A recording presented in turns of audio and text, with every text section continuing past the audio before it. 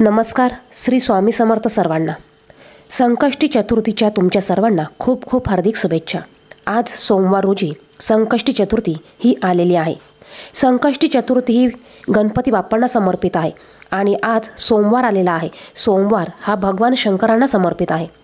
गणपती बाप्पा हे भगवान शंकरांचे पुत्र असल्यामुळे आपल्याला आज सोमवारी भगवान शंकरांची देखील सेवाही करायची आहे.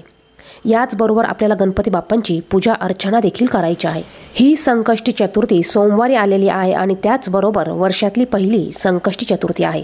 त्यामुळे आपल्याला या संकष्टी चतुर्थीला मुलांवरून ह्या वस्तू उतरवून टाकायच्या आहे.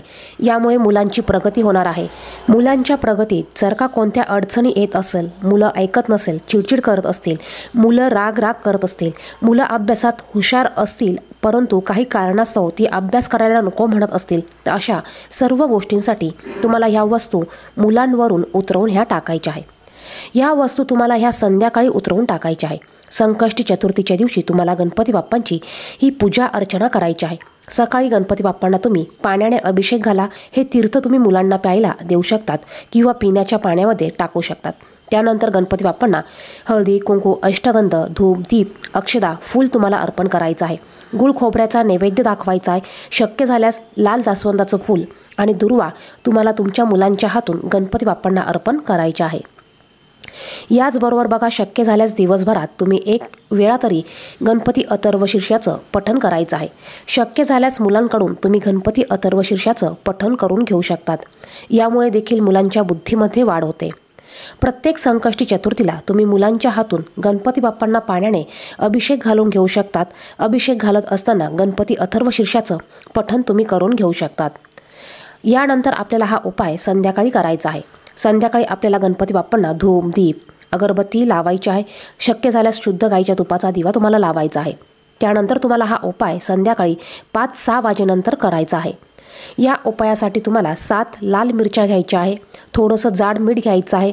थोडीशी पिवळी मोहरी घ्यायची आहे. थोडेसे काळे तीळ तुम्हाला घ्यायचे आहे.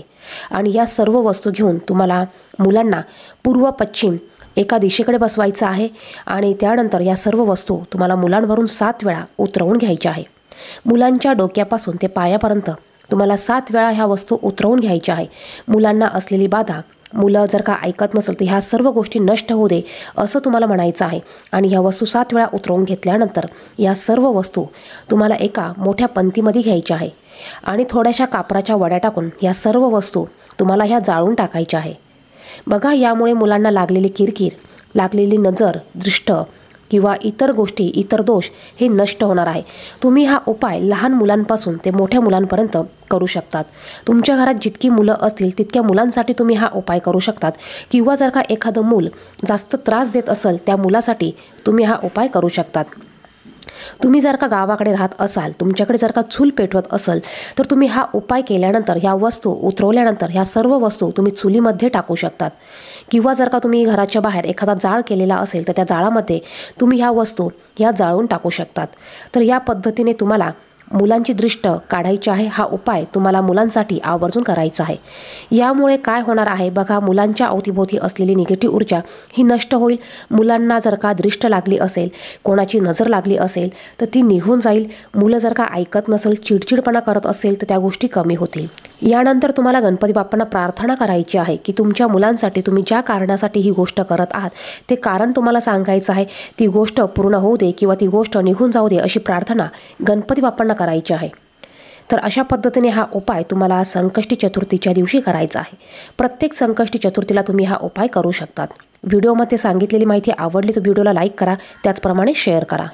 धन्यवाद. श्री स्वामी समर्थ.